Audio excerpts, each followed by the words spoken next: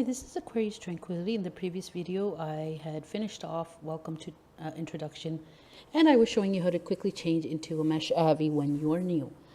So I showed you the Alpha HUD. I showed you what all the HUDs are when you first get your little newbie. And this is now Athena non-bento Mesh Avatar. And all of the Athena clothes in the Welcome Center will be suited to her. And once you like an outfit that, let's say you're like, I like this look, I want to be able to wear it and change different outfits, but come back to this really fast, what you want to do is save the outfit. You can do that in Firestorm and Singularity Alpha. So this is Firestorm, click Appearance, click Edit Outfit, click Save As to save a new outfit, because if you just click Save, then if you already had a saved outfit type, it's going to just save over it with that name, which will be really confusing. So click Save As to make a new outfit. I'm going to call it Gina Starter Avi because that's what this is. Click OK. Now everything you were wearing will save. And how do you change quick outfits? It'll show up on top here in your generic system folders and outfits. And I have a bunch of saved outfits. Let's say I don't want this look. I want a different look that I have saved. I will just pick one. Right click, replace outfit. And now I'll go back to one of the usual outfits I wear. An outfit, whoops. Pardon the nudity. That's how it shows up. And see, like the alpha from the other outfit is still showing up how I have hidden the skin. So then all you gotta do is go to wherever your Athena stuff is.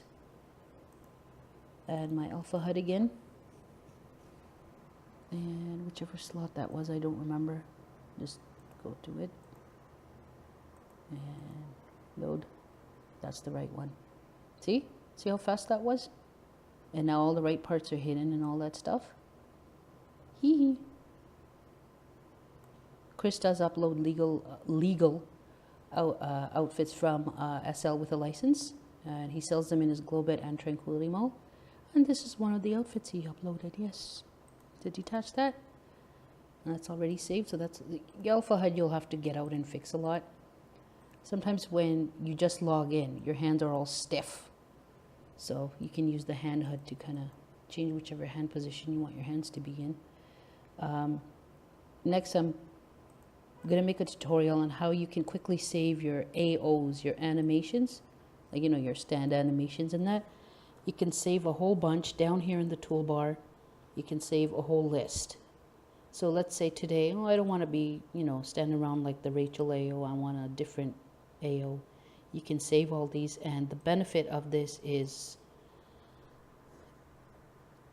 not only you can save a lot of them, but when you go hypergrading, it doesn't fail to work, which is great. It'll always work. If you go on hypergrade and you have a HUD AO on, you detach that, and you have one of those HUDs that shows up on your screen somewhere, they don't always work very well when you go to hypergrid and stuff. This is one way that your AO is not going to fail, and you can save a whole bunch of them at the same time. Let me quickly show you how to do that actually. So all you're going to do is what you do. So you have an AO like that, right? Now normally when you right click and add that, it shows up as a HUD like that, and you don't want that. You want it saved in there. So what you do is drop it on the ground, and they're small, so be careful to watch them where they go. Right click, click open. La la la la la. Copy all the contents to inventory once it's done getting in there. Right click, oops. Right click, delete your garbage. Then I'm just going to move that into this folder. You take let me shut off the AO for a second. The default, you rename it. So that's called Pretty Board Girl. I'll just call it Pretty AO. Oops, there it is. You take this note card. It has all the AOs listed in it.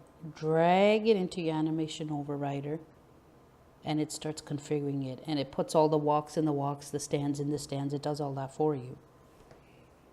It's really easy. You can actually customize it. You can take a note card and customize it by adding different walks from different AOs and sits. I've never done that before, but you can actually customize your AO completely. Once you've done that, this is a new feature, override sits. If you actually want to sit like your AO is supposed to sit, not generic, then click that. But be smart means that if it's going to create a problem with your AO, like let's say you have this chair here and it's got certain types of sitting positions, and if it's going to clash with your AO, then it'll make you sit like the chair wants you to sit. But if it doesn't clash, then it'll sit the way your AO is supposed to sit. That's what that is. It's a good thing to have it on. Cycle it if you want it to be random, if you want your stands and sits to show up randomly and for how long. So you want to stand like this position for 20 minutes or whatever. Click all that, just click the check mark. If you don't want that AO anymore, you can delete it. But see, I put a new note card in there, but my regular default AO is still showing. So if I want that, I have to click it, make that the default, do all these buttons again, cycle it. I'm going to cycle it for whatever seconds. Save it. Click here to make sure you activate your AO. And so she starts walking and running and all that jazz. This is probably not a very good AO. Look what it's doing. If it's doing weird stuff it's not supposed to be doing, then it's not a good AO to have. Let's see how she stands. Okay. It's working now. Might take a second to activate proper. So that's whatever the pretty girl AO is supposed to be doing. That's how she runs. Let's see how she walks.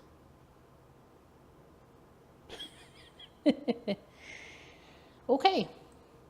So that's how you set your AO into viewer. If you don't see this animation button, right click the bottom toolbar, unlock it, click toolbar buttons, and your animation overriders right there. What you do is you click on it. Any button you want to generally use a lot, you want it down here. So let's say I want the create a landmark button down there. I click and hold it and drag it down and put it wherever. Then it's created down there. Then you can lock it so you don't accidentally remove it. So this button is usually not here by default, I think. I can't remember. But I will show you a little bit about what all this viewer stuff is and all that jazz if you don't really know. But I would recommend setting your AOs into this thing. It is a time saver, it is a lifesaver, and I'm going back to my Rachel one because that's the one I want to have on. See? That's how easy it is. Change your AOs. Now you know how to change your Abby, you know how to change your AOs. That's a quick setup. I will go through also, once you get a LAN, what do you do with it? What's all this about LAN information? What can I do with it? And what tells you what? Important information. I will take a little break right now and then I will get to it. Thank you for watching.